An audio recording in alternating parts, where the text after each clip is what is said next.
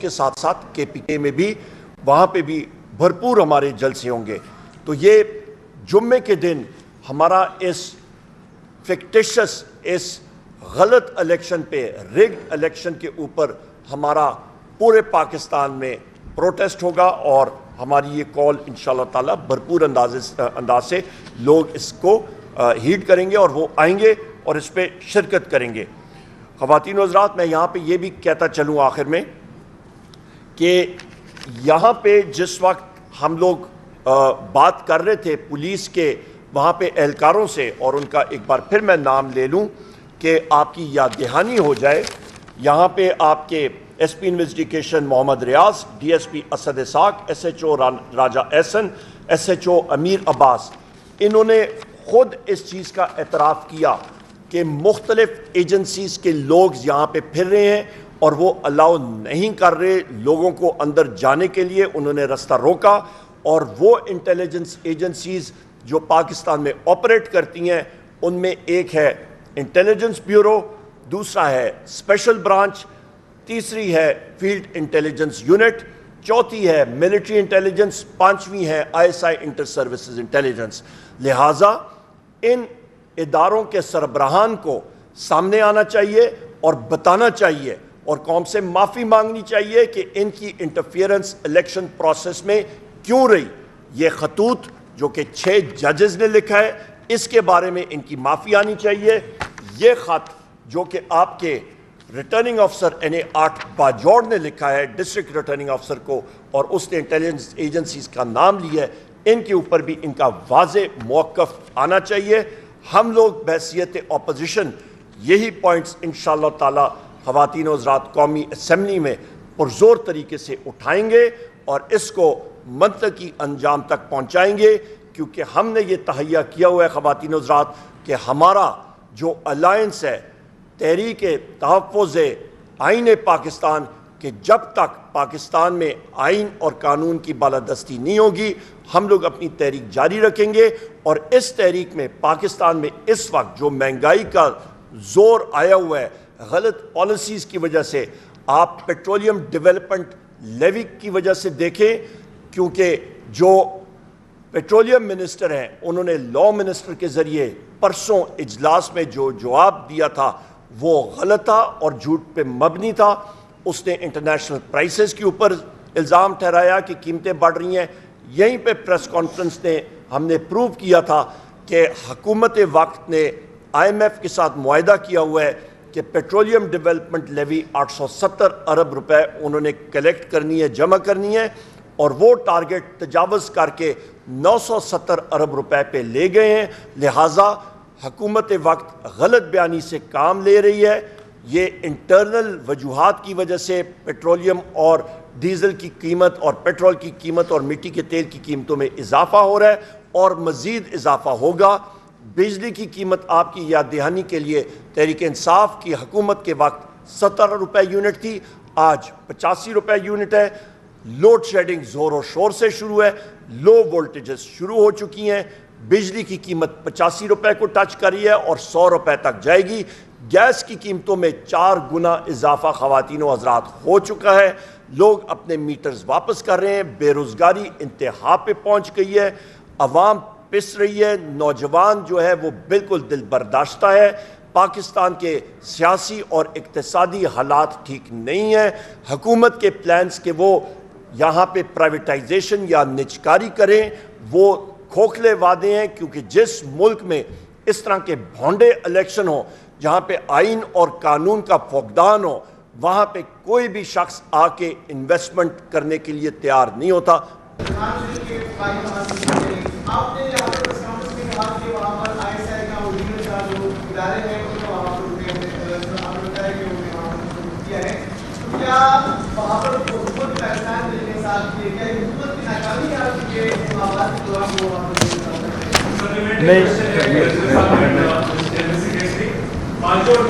ایک سوال کا جواب دیں. چلو باجوڑ سے باجوڑ میں آپ کی پارٹی کے ٹکٹ ہولڈرز کو عوام نے بھاری اکثریت کے ساتھ شکست دی اور شریف ریحان صاحب کے بھائی بخاری صاحب کو بھاری اکثریت سے جتوا دیا. تو ویل کی کیا آپ دل بڑا کر کے باجوڑ میں عوام کا فیصلہ قبول کر करके मुबारक सेब को वेलकम करेंगे? देखिए, जहाँ तक बाजवड़ का ताल्लुक़ है तो आपको याद होगा कि ये बाई इलेक्शन ऐसा था कि रेहान ज़ेब साहब की डेथ हो गई थी और उसके बाद ये इलेक्शन हो रहा था और रेहान ज़ेब का भाई मुबारक ज़ेब आया था, मेरे पास भी इधर आया था।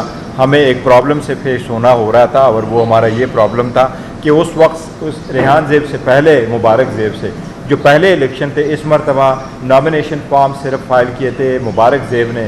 हमारे जो दो कैंडिडेट थे नेशनल असम्बली के और प्रोविंशियल असम्बली के, वो ज़फ़र और गुलदार खान, ये ऑलरेडी फॉर्म फाइल कर चुके थे और हमारी कोशिश यही थी कि हमारी पार्टी जिस तरह अभी हमें वो सीट मिल गई है कोहाट वाली सुन्नी इत्तेहाद काउंसिल की, तो हमारी कोशिश थी कि हमें वो वाली एक सीट मिले। अदरवाइज़ रेहान ज़ेब जो है या मुबारक ज़ेब, उनका हमारे साथ राबिता हुआ है, वो भी खान साहब की सीट से जीते हैं और उनके इत्तेहाद उसके साथ हुए और उनके एतमाद के साथ हुए, तो हम वो भी अपनी ही कामयाबी समझते हैं। जी प्लीज़।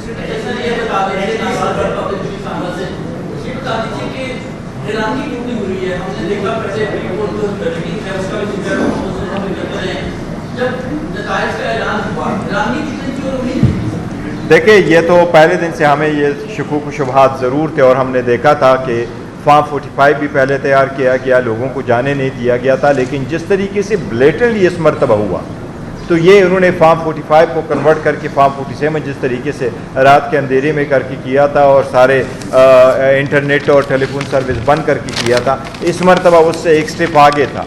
वहाँ सवेरे लोग आ गए और उन्होंने स्टफिंग कर ली और सारा कुछ किया और हम इलेक्शन कमीशन के नोटिस में लेके आए। देखो, हम कोई गुरेला फोर्स नहीं है कि खुद जाके कहें और कहें कि ये बॉक्सेस आप निकालें, लेकिन जब इलेक्शन कमीशन को हम नोटिस में लेके आए कि आपका स्टाफ ही यही कह रहा है, हम ये तस्वर कर रहे थे कि आईन और कानून के मुताबिक ये आईनी फ़र्ज़ है इलेक्शन कमीशन का कि फ़ौरन ऐलान करते, वहाँ से रिपोर्ट लेते, इनका मॉनिटरिंग रूम किस चीज़ के लिए था, उसी वक्त रोक लेते, इंक्वायरी करा लेते और पोलिंग जो है वो बंद रखते। यहाँ पे एक सेकंड, मैं यहाँ पे एक ऐड कर दूँ, एक सेकंड मैं एक बात ऐड कर दूँ। यहाँ पे आपके जो बैरिस्टर गौर साहब बात कर रहे हैं ना, वहाँ पे आपके 4 मीडिया के साहिबान ने जो जुर्म किया वो आपको मैं बता दूँ ना, रईस दिलावर साहब GNN के, उनका कैमरा भी उनसे ले लिया गया, एक्सपेंसिव कैमरा था, पता नहीं उसका क्या हाल होगा, आप लोग पूछ लें। फैसल मुश्ताक साहब 92 न्यूज़, नवीद अहमद साहब 92 न्यूज़, बिलाल सिकंदर साहब 92 न्यूज़, 92 न्यूज़। इनका जुर्म ये था कि इन साहिबान ने चेयरमैन पाकिस्तान तहरीक इंसाफ बैरिस्टर गौर साहब और leader of the opposition Umar Ayub का इंटरव्यू किया था, मेरा ख्याल है 1.5 मिनट का, और वहाँ पे पंजाब पुलिस की वर्दियों में बकौल पंजाब पुलिस के इन लोगों का जिनका नाम आपको मैंने दे दिया है, जो SHOs थे, जो DSP था, SP था, उन्होंने कहा जी हम लोग जो हैं वो बिल्कुल क्या कहते हैं, हमारे हाथ में कुछ नहीं है और ये हमें नहीं मालूम, ये इंटेलिजेंस एजेंसी के लोग हैं पंजाब पुलिस की वर्दियों में। तो जहाँ पे इस तरह का माहौल हो ख़वातीन और हज़रात, वहाँ पे फिर आइन और कानून जो है वो नहीं होता, वहाँ पे सिर्फ और सिर्फ जंगल का कानून है। जी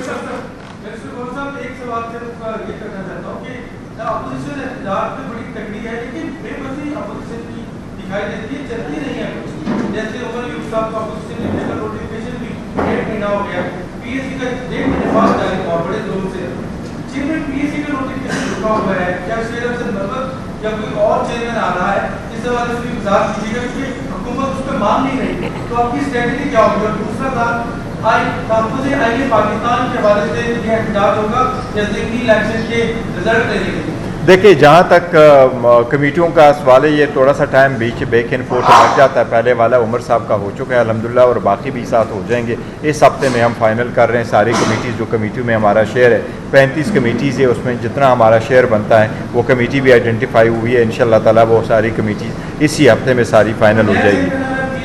वो मान जाएंगे, अगर नहीं मानते वो हमारा राइट है, वो हम उनके साथ डील कर रहे हैं। अभी तक उनकी तरफ से कुछ ऐसी रिजर्वेशन नहीं आई। बाकी जो हमारा है कि हम एहतजाज कर रहे हैं, देखिए हम पहले भी आपको बताते हैं the maximum we could do we are trying to do it. अब एक फोर्स के साथ है, इसीलिए हम बारहा कह रहे हैं। मैं क्यों कर आपको कह रहा हूँ कि ये इलेक्शन कमीशन की जिम्मेदारी है, इलेक्शन कराना आईनी तौर पे इलेक्शन कमीशन की जिम्मेदारी है। रात को हम मिलना चाह रहे हैं और हम जाना चाह रहे हैं कि जब आप फॉर्म 47 बना रहे हैं तो लॉ ये कह रहा है कि कैंडिडेट या कैंडिडेट के नुमाइंदगान या उसके इलेक्शन एजेंट वहाँ मौजूद होंगे, और हम कह रहे हैं کہ یہاں تک ہم آئے, ہمارے ہزاروں لوگ پیچھے ہیں, ہم نہیں جھگڑا کرنا چاہتے, ہمارے سارے ہزاروں لوگ پیچھے ہم نے رکھ لیے, اور ہم چاہ رہے ہیں کہ یہ 5 بندے ہم آگے جانا چاہتے ہیں کہ ریٹرننگ افسر کے سامنے ہم موجود ہو, وہ ہمارے سامنے فارم 45 فارم 47 بنا لے. ہمیں کیوں جانے کی اجازت نہیں دی گئی, اور ہم ابھی تک دیکھ رہے ہیں کہ الیکشن کمیشن نے کچھ بھی نہیں کیا. گور صاحب آپ ایک منٹ, ایک سیکنڈ. ٹکا خان صاحب, آپ نے جو سوال کا جواب دیا, جو بیرسٹر گور صاحب نے بات کی, اس کی تو آگے میں ایکسٹینشن کروں گا. سب سے امپورٹنٹ چیز ہے جو سانحہ بھاول نگر ہوا تھا, اس کی ہم لوگ جوڈیشل انکوائری کی بار کر رہے ہیں. ایک امپارشل جوڈیشل انکوائری ہونی چاہیے, کیونکہ وہ جب جوڈیشل انکوائری ہوگی تو تب جو ہے اس کا جو آپ بات کر رہے ہیں اس یہ چیزیں سدباب ان کی ہوں گی.